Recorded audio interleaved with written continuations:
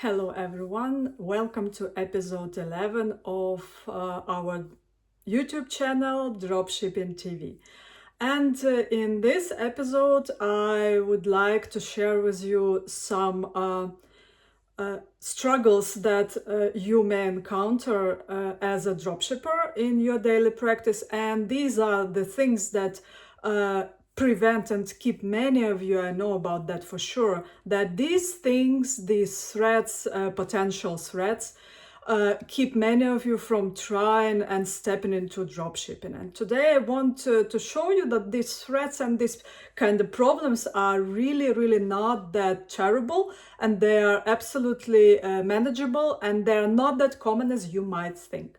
So the main thing that I wanted to talk about today is the issue of returns and refunds. And the interesting thing is that this is kind of based on true story, because this month I got a return request from my customer, which is quite rare. Let's be frank.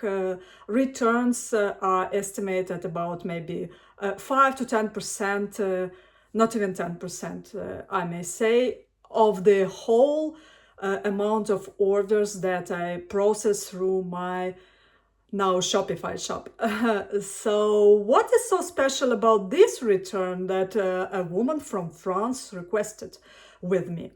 The special thing is that once I sent her the return label, which I requested, in turn, I requested this return label from the supplier that I went through in the beginning of this month, and paid for the item that my client requested. And this dress, in this case, was sent to France, and my customer get it but didn't like it. It happens, not that often, but it happens, and that's okay. I have a 14-day return policy, and I was happy to process this return. So once I requested the return through AliExpress from my supplier, I got the free of charge return shipping label, and I forwarded this shipping label to my customer.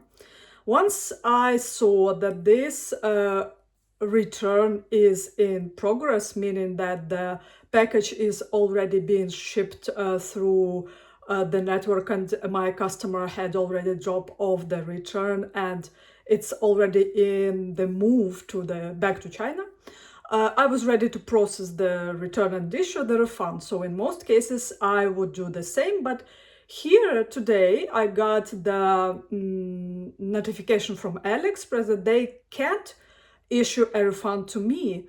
And the reason that they gave was that the item is different, and it doesn't so they basically can't afford this refund protection, because the item was either maybe worn or maybe damaged. I have no idea, because I requested additional information and I didn't get it. It happens. It happens. And again, as I said, this happens in maybe 5% of your orders. But the trick with today's order, which actually happened for the first time in the 3 years that I already run in dropshipping business, the difference is that I was not refunded myself by my supplier. Yeah, that's kind of problem, because I paid 70 euros for this dress, and I sold it for roughly 270 euros. So that meaning that I'm losing 70 euros in this case. Again, this is the first case that happened to me in 3 years and over 600 sales that I already did. Yeah, this is what we can put into entrepreneurial risks, actually. Fast forward, I already refunded my buyer, because I rather take this risk of 70 euros and basically giving that dress to her for free, because I still have no idea, maybe that dress is still with her in France, who knows, and she's happily wearing it. You know, you can assume that there are some kind of scammers, but I always tend to think the best about people until they prove me wrong. So I already issued a refund to my buyer. I didn't get any refund from AliExpress, unfortunately. So this is the thing that you have to be aware of, that these things of returns and refunds exists. It is not that common. The second point, the most important point, that it is absolutely not common. The third point is why is it not common? What I teach my students in dropshipping lab is that we choose the high quality products, which automatically means that they are not that cheap. So as I already mentioned, it's 70 euros for me. But again, it's much better quality that comparing to the other similar dresses that are over there twice as cheap. And this means that it's kind of guarantees that for my shop and for my dropshipping business, the return level will stay minimum, like 5% at max. The next point, what I wanted to mention is that, what else may I say, basically? These returns that result in refunds are not that common, and again, so here you have to keep this balance between expensive product, I would say, and not too much expensive product for you, I mean, as a dropshipper. Because imagine if this dress would be 500 and potentially I may sell it for 1,000, which sounds wonderful. But imagine that it's kind of tricky and it's a bit harder to sell than dresses that cost 3 times as cheap, because my average dress is 300 euros.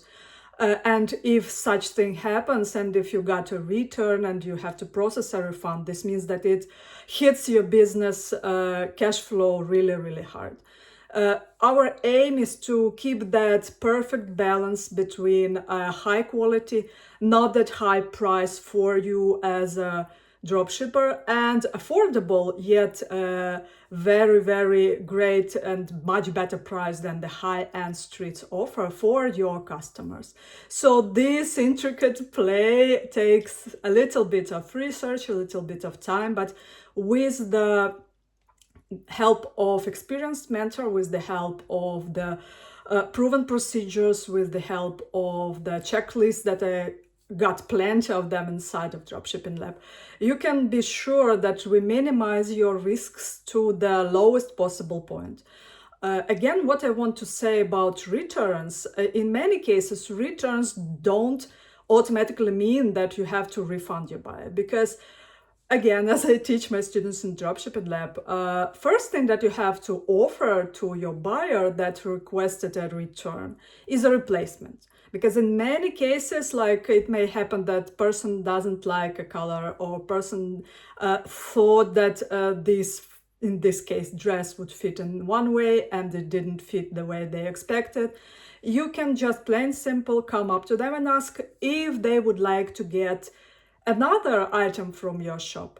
And this means that you don't have to issue the refund to them. You just have to order another item from your supplier. And again, in most cases, you would be already refunded for the return that your supplier receives. Because this non-refund that I got today is really the very first one in 3 years of my business as a dropshipper.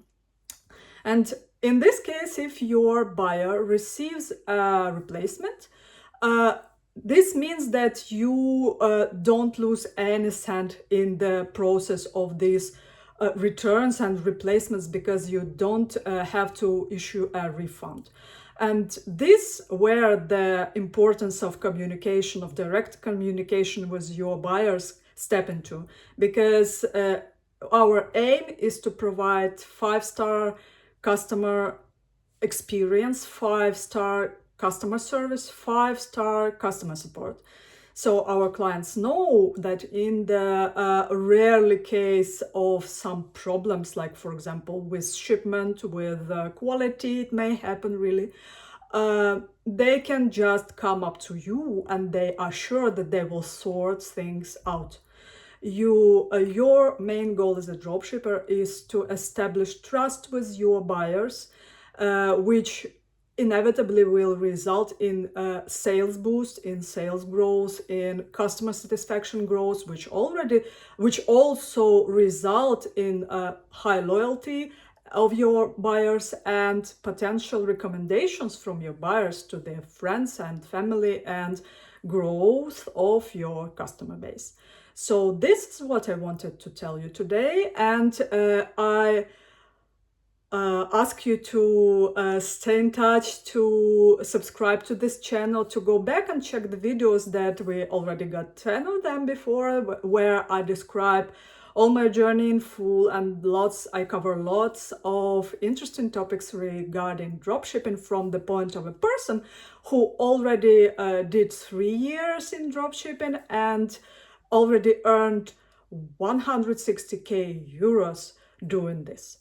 So go there, like this video, subscribe to this channel, and go back and watch some videos. They are all short, like 10 to 15 minutes, and see you next week. Bye bye.